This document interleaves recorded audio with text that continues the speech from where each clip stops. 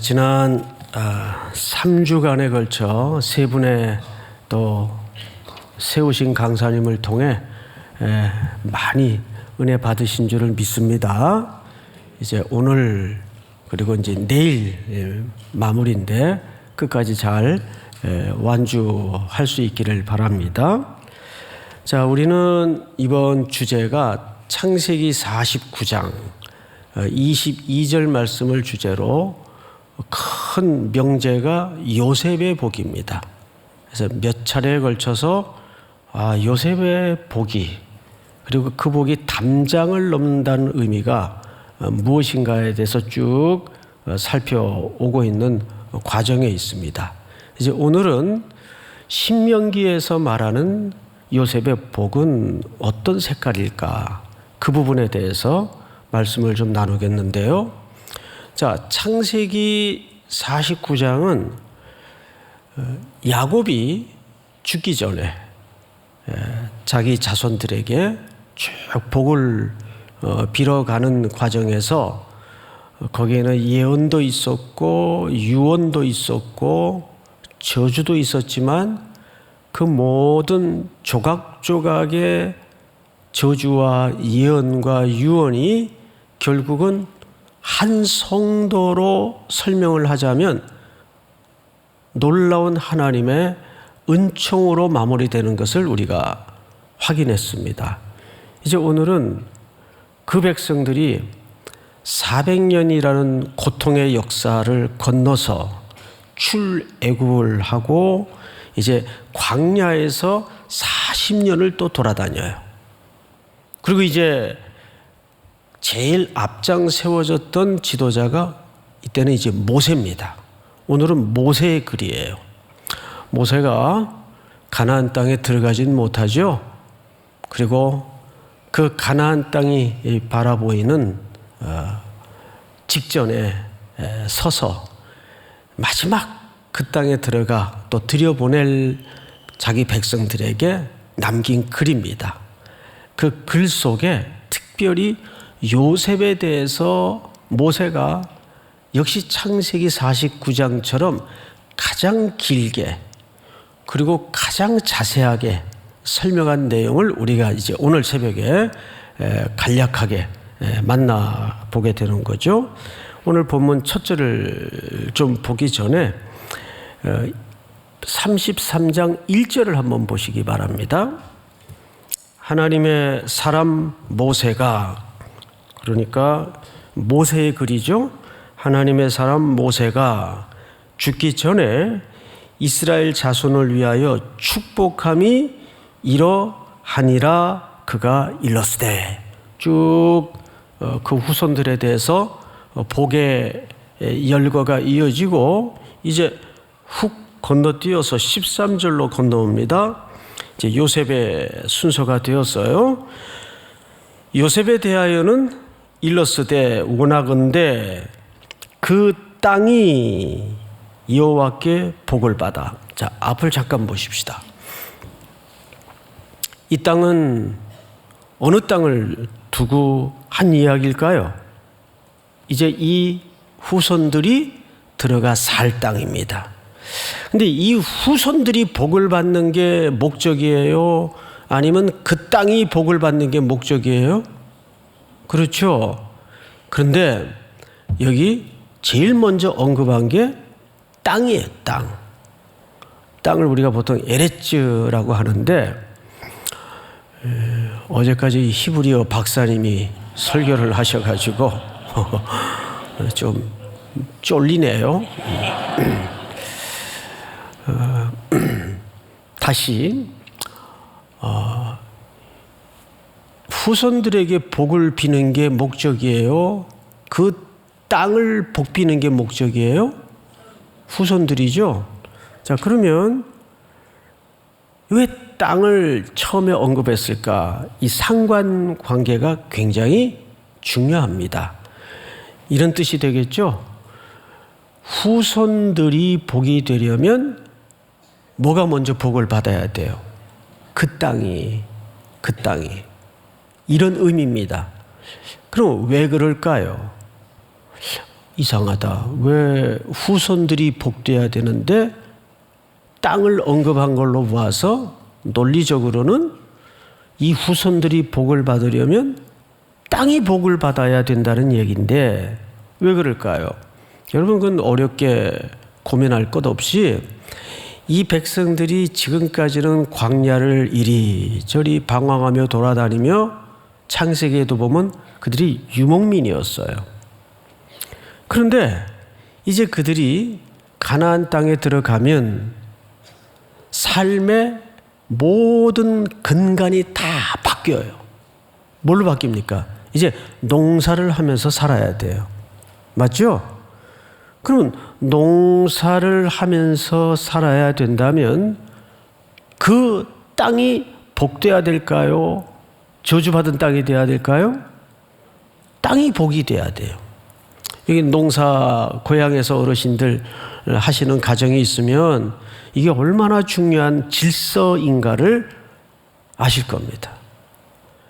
그러니까 요셉의 후손들이 복이 되려면 먼저 이들이 가나안 땅에 들어가서 뭘 해야 될 사람들이라고요?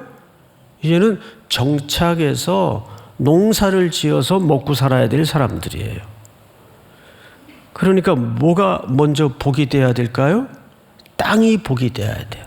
이게 다 상관관계가 있어요. 자, 그런데 땅이 복되려면 성경을 다시 보십시다. 13절. 원하건대 그 땅이 여호와께 복을 받아 하늘의 보물인 이슬과 땅 아래에 저장한 물과 태양이 결실하게 하는 선물과 태음이 자라게 하는, 태음이라는 말은 달이라는 뜻이죠. 달. 태음이 자라게 하는 선물과 옛 산의 좋은 산물과 영원한 작은 언덕의 선물과 땅의 선물과 거기 충만한 것과 가시떨기 기운 가운데 계시던 이의 은혜로 말미암아 복이 요셉의 머리에 그의 형제 중 구별한 자의 정수리에 임할지로다. 여기 제일 많이 등장하는 단어 하나를 꼽으라면 어떤 단어가 눈에 제일 자주 반복돼서 들어왔죠? 그렇죠. 선물. 우리 한 약 1년 전인가요? 지금 기간은 좀 정확히 기억이 안 나는데 우리 바울과 선물이라는 주제로 설교를 몇 차례에 걸쳐 들었었던 기억이 나죠? 저도 코로나 시기에 이제 우리 교역자님들하고 이 존 바클레이가 쓴 바울과 선물이라는 책을 읽으면서 굉장히 큰 도전을 받았어요. 근데 그 책이 어마어마하게 두꺼워요. 가격도 4만 원이 넘고.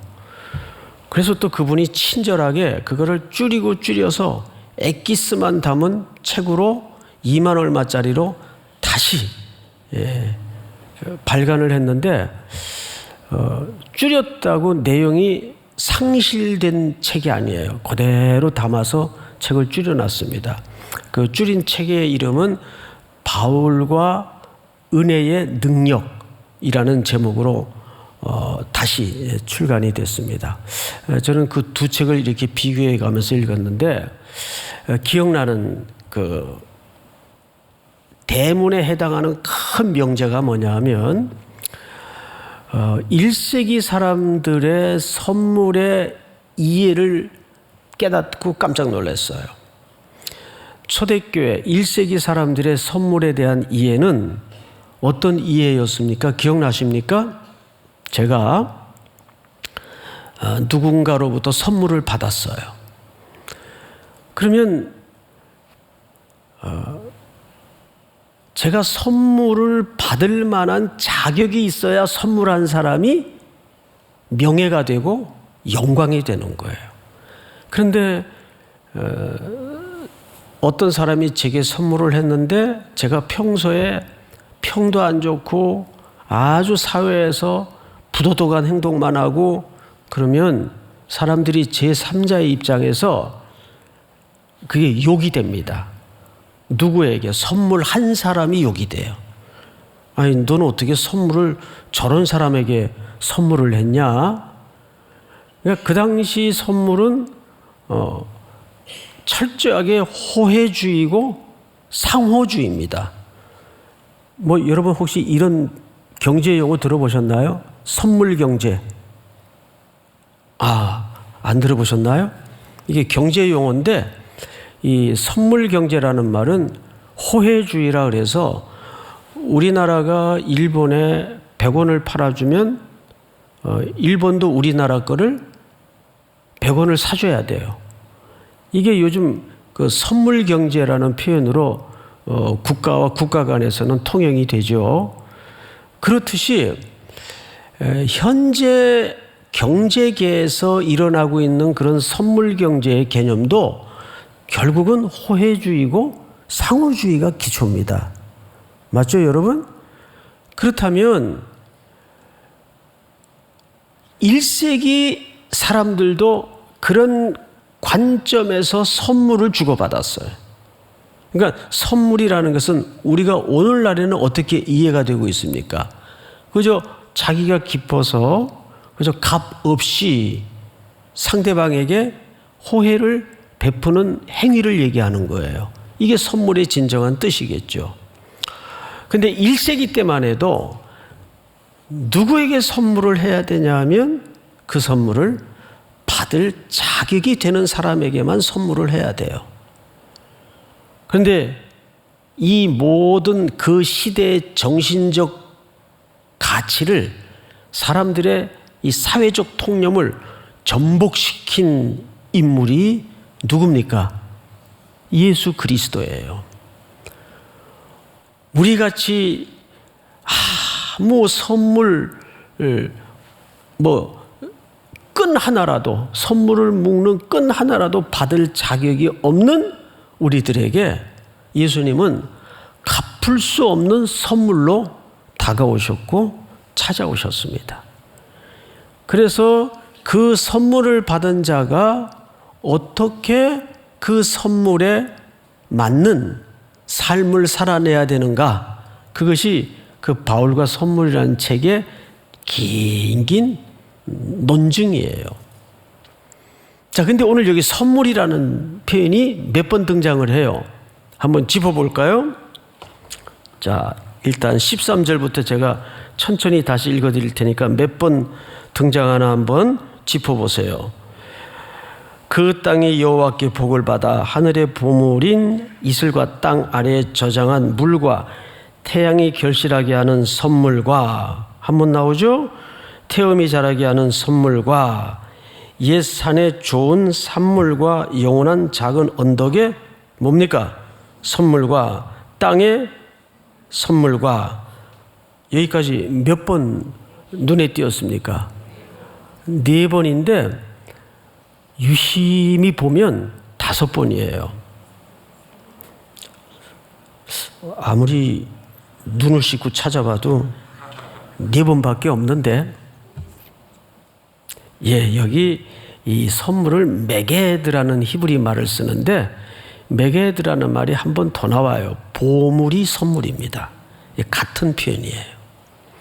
자, 보물이라는 단어가 어디 나와요? 하나님의 보물인, 이게 결국 메게드라는 언어로 같습니다. 선물이라는 표현과. 그러니까 모두 선물이라는 표현이 몇 번 쓰여졌죠? 5번 쓰여졌어요. 그만큼 오늘 여기서 강조하여 드러내고자 하는 의도가 가장 큰 개념이 선물이라는 개념입니다. 자, 그러면 뭐가 선물일까? 선물의 내용으로 한번 들어가 보십시다. 보물인 이슬과 땅 아래 저장한 물, 땅 아래 그 당시에도 이렇게 저장 시설이 있어가지고 탱크에 이렇게 저장하듯 그런 개념일까요? 여기서 말하는 이 땅 아래 물은 우리 창세기 7장을 한번 띄워주실까요? 노아가 600세 되던 해 둘째 달 곧 그 달 11의 날이라 그날에 큰 기품에 뭐가 터졌어요? 샘들이 터지며 하늘의 창문들이 열려. 또 8장을 한번 넘겨보십시다.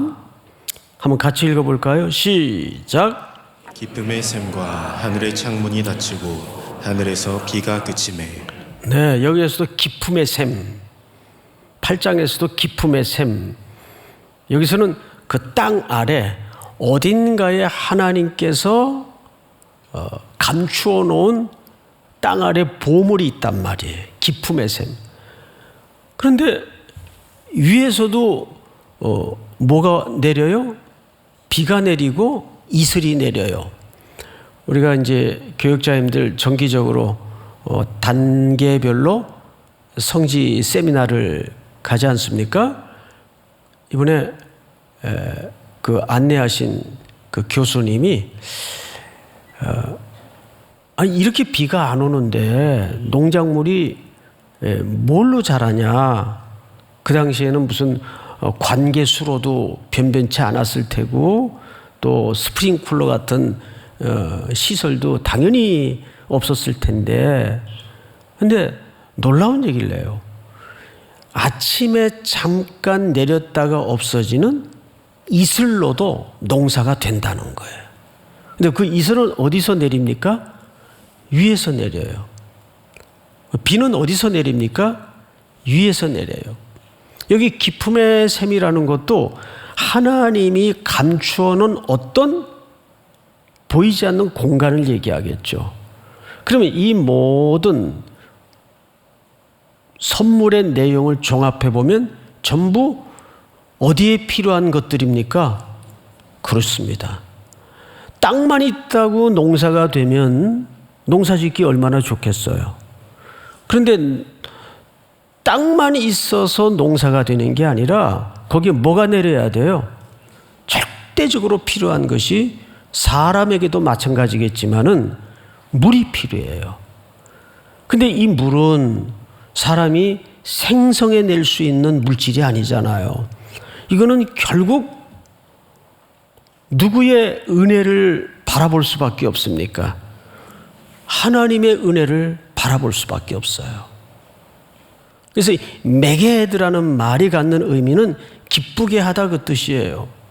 자, 그러면 차츰차츰 하나님의 복에, 요셉에게 명하시는 복의 실체가 조금씩 드러나죠. 요셉의 복을 비는 장면인데 뭐가 먼저 복이 돼야 돼요? 땅이 먼저 복이 돼야 돼요. 근데 땅만 있다고 농사가 되는 게 아니에요. 이제 이 백성들은 돌아다니는 직업으로서의 삶을 끝내고 가나안 땅에 들어가서는 이제 농사를 짓고 살아야 되는데 땅이 기름져야 돼요. 그런데 그 땅을 기름지게 하는 것은 절대적인 요소가 물이 있어야 돼요. 그 얘기를 하는 겁니다. 그래서 물을 여기서는 뭘로 표현을 했죠? 선물, 보물, 이런 표현을 썼어요. 조금 더 들어가 볼까요? 15절을 보세요. 옛 산에 좋은 산물과 영원한 작은 언덕의 선물과 땅의 선물과 거기 충만한 것과 가시떨기 가운데 계시던 이의 은혜로 말미암아. 자, 여기 알듯 모를 듯한 표현 하나가 뭐냐 하면 가시떨기 가운데 계시던 이의 은혜로 말미암아 이렇게 돼 있어요. 그러면 가시떨기 가운데 계시던 이의 은혜, 가시떨기 하면 이스라엘 고난의 역사 가운데 특별히 애굽에서 종살이하던 히브리 노예들의 역사를 뒤져보면 가장 우리 성도들의 기억 속에 뚜렷하게 떠오르는 사건 하나가 있겠죠. 무슨 사건입니까? 모세가 광야에 초계와 같이 바람에 불려다닐 때 도망 시절이죠. 도망자의 신세로 있을 때 남의 집 도부살이를 할 때 허로운 들판에 그저 양떼나 치면서 생활을 했던 시절이 있어요. 40년간을. 그때 하나님께서 호렙산 떨기나무 가운데 나타나셨습니다. 그 장면을 한번 볼까요? 한번 띄워주세요. 모세가 하나님께 아뢰되 내가 이스라엘 자손에게 가서 이르기를 너희의 조상의 하나님이 나를 너희에게 보내셨다 하면 그들이 내게 묻기를 그의 이름이 무엇이냐 하리니 내가 무엇이라고 그들에게 말하리까. 이제 그 가시떨기 불꽃의 광경 속에서 나누어지는 대화입니다. 다음 절 같이 한번 읽어보십시다. 시작. 하나님이 모세에게 이르시되 나는 스스로 있는 자이니라. 또 이르시되 너는 이스라엘 자손에게 이같이 이르기를 스스로 있는 자가 나를 너희에게 보내셨다 하라. 다음 절 하나님이 또 모세에게 이르시되 너는 이스라엘 자손에게 이같이 이르기를 너희 조상의 하나님 곧 여호와 곧 아브라함의 하나님 이삭의 하나님 야곱의 하나님께서 나를 너희에게 보내셨다 하라. 이는 나의 영원한 이름이요 대대로 기억할 나의 칭언이라. 아주 중요한 내용이죠. 모세가 양을 치고 있던 어느 평범한 날 비상한 사건이 벌어진 겁니다. 저는 이 구조가 굉장히 중요하다고 봐요. 비상한 일은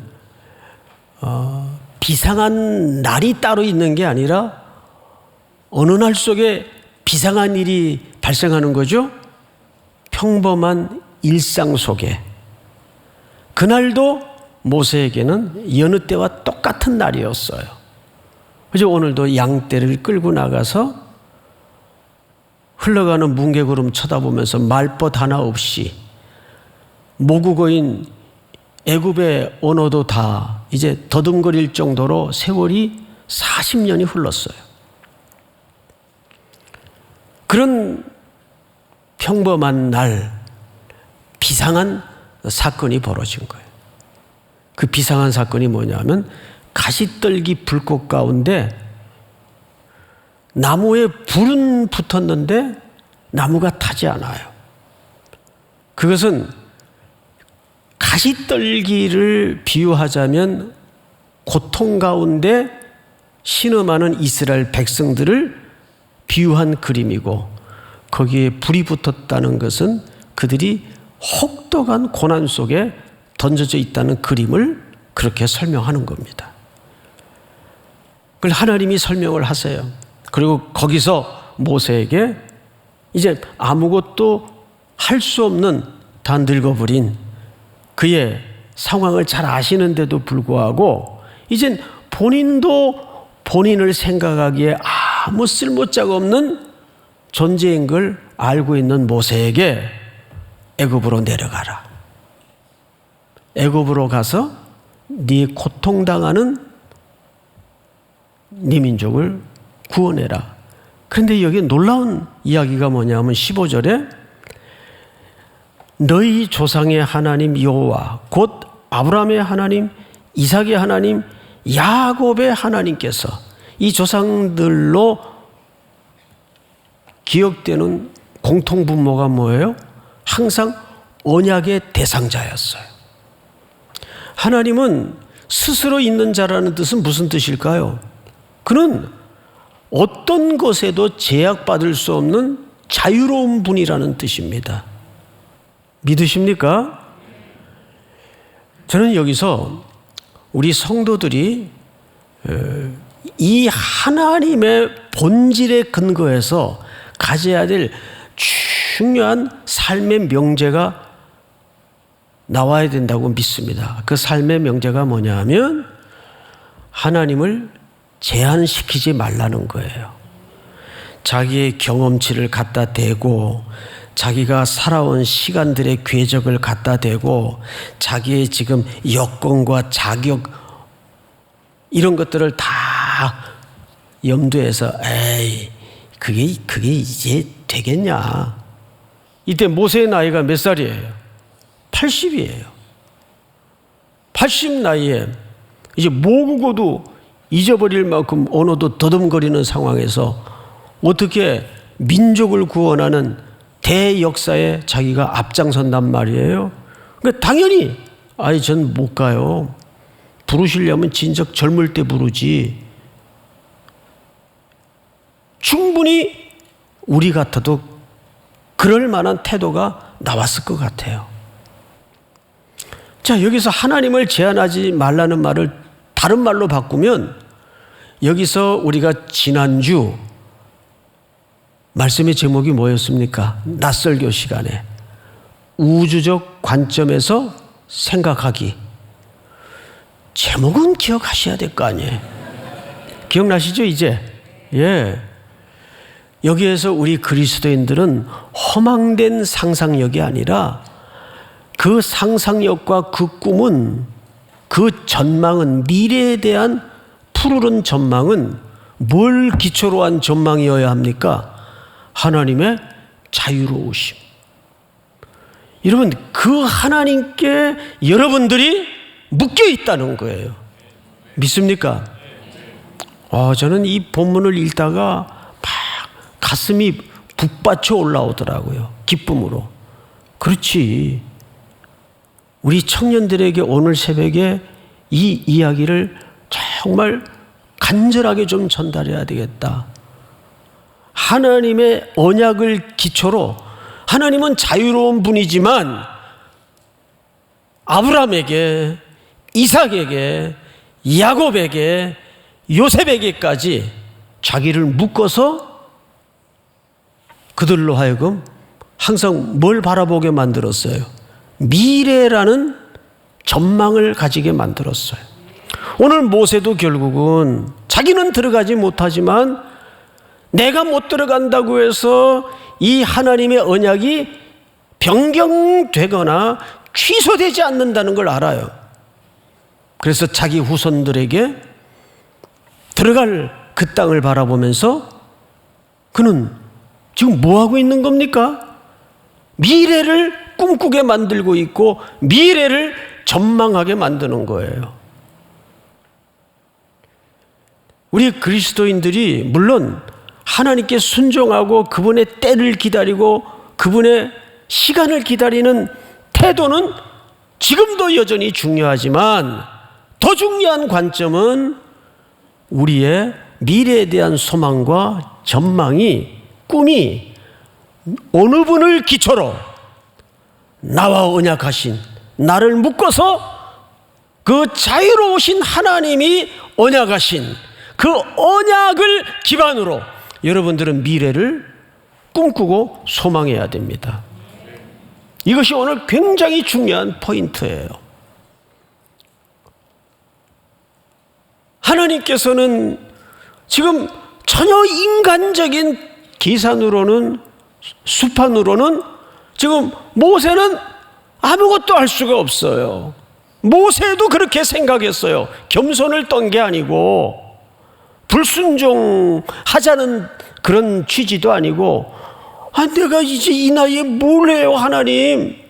부르려면 진작 손에 땀이 있을 때 부르시지, 내가 민족을 위해서 좀 뭔가 해보려고 했을 때는 살인자 만들어서 그것도 또 들키게 해가지고 쫓기게 하더니 뭐 어떡하시겠다는 거예요 지금.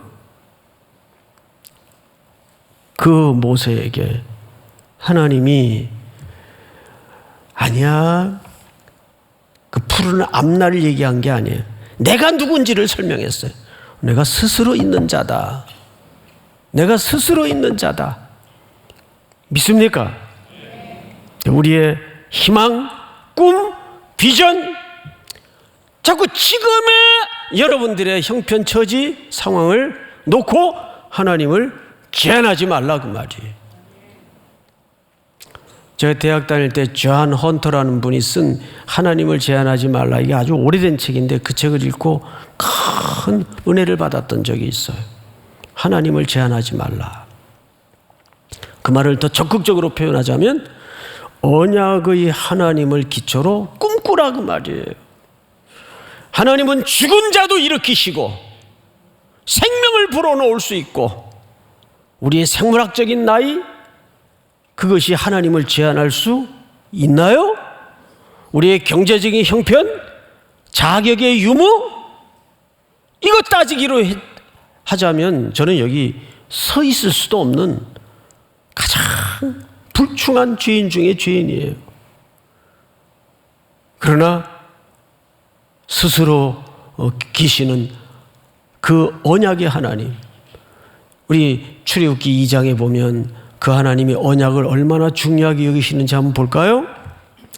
하나님이 그들의 고통 소리를 들으시고 하나님이 아브라함과 이삭과 야곱에게 세운 그의 언약을 뭐하사?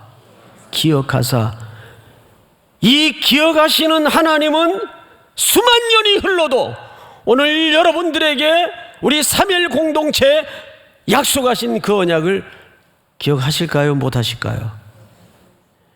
야, 내가 몇천 년까지는 기억이 되지만 야, 지금 그 이상 지났는데 그걸 어떻게 기억하냐? 나 그런 적 없어. 그러시는 하나님이 아니란 말이에요. 기억하사 하나님이 이스라엘 자손을 돌보셨고 하나님이 그들을 뭐 하셨더라? 기억하셨더라. 이 하나님의 언약을 기억하시는 기억이 수백 년이 지났어도 수천 년이 흘러도 자기 백성들을 풀무의 고통에서 건져내시는 구원의 출발 지점이에요. 믿습니까? 우리의 미래에 대한 희망적인 전망과 꿈, 비전 이런 것들은 결코 세속적인 기초로 표현하거나 다루어질 주제가 아닙니다. 누구를 근거로? 하나님의 언약을 기억하시는 그 하나님의 전능하심과 스스로 자존하시는 분의 약속을 기초로. 믿습니까? 그것이 요셉의 후손들이 누렸던 복인데, 이제 마지막으로 7절을 볼까요? 17절 우리 33장 17절 다 같이 시작. 그는 첫 수송아지같이 위엄이 있으니 그 뿔이 들소의 뿔 같도다. 이것으로 민족들을 받아 땅 끝까지 이르리니 곧 에브라임의 자손은 만만이요 므낫사의 자손은 천천이리로다. 예, 여기 에브라임, 므낫세 누구의 아들입니까? 요셉의 아들이에요.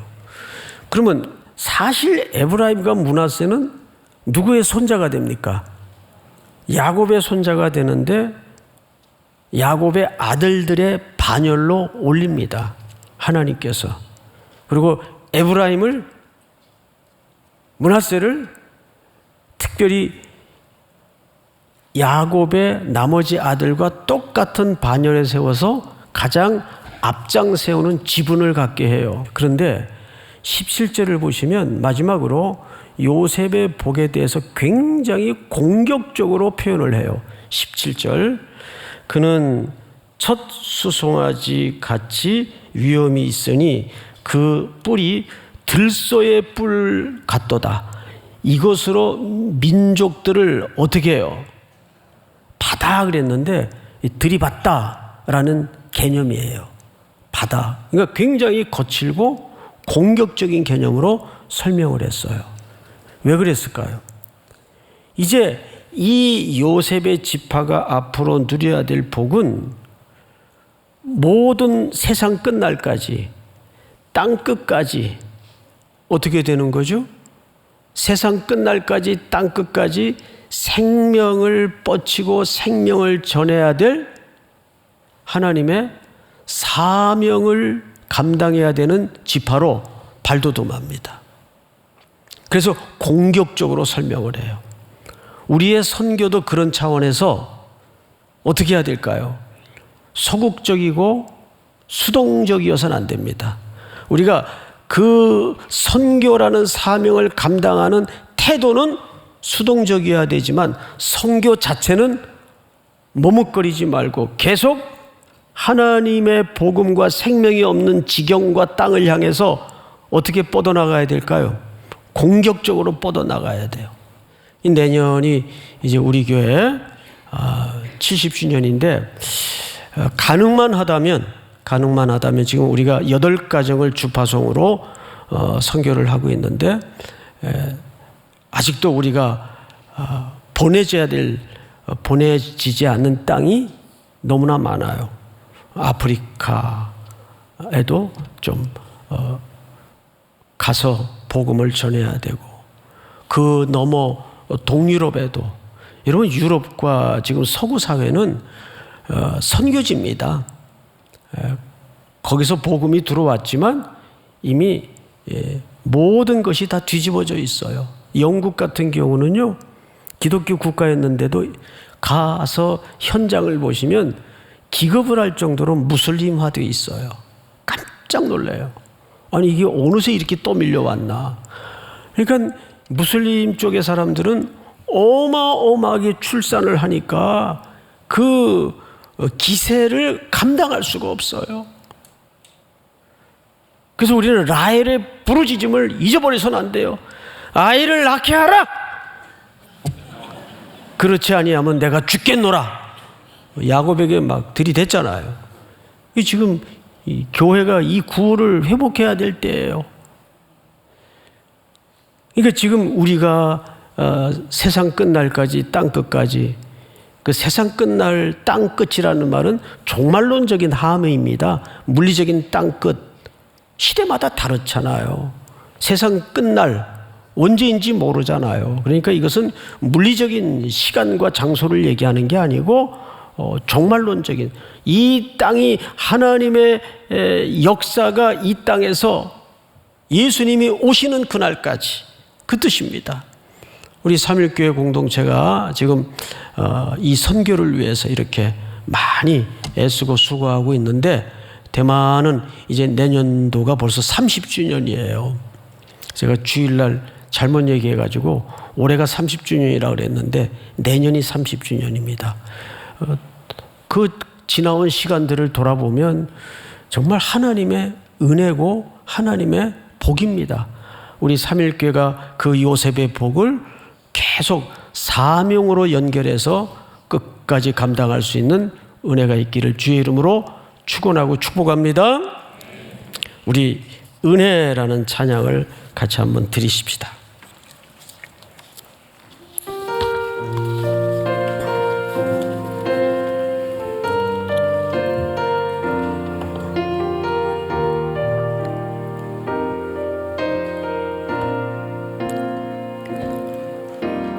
누려왔던 모든 것들이, 내가 지나왔던 모든 시간이, 내가 걸어왔던 모든 순간이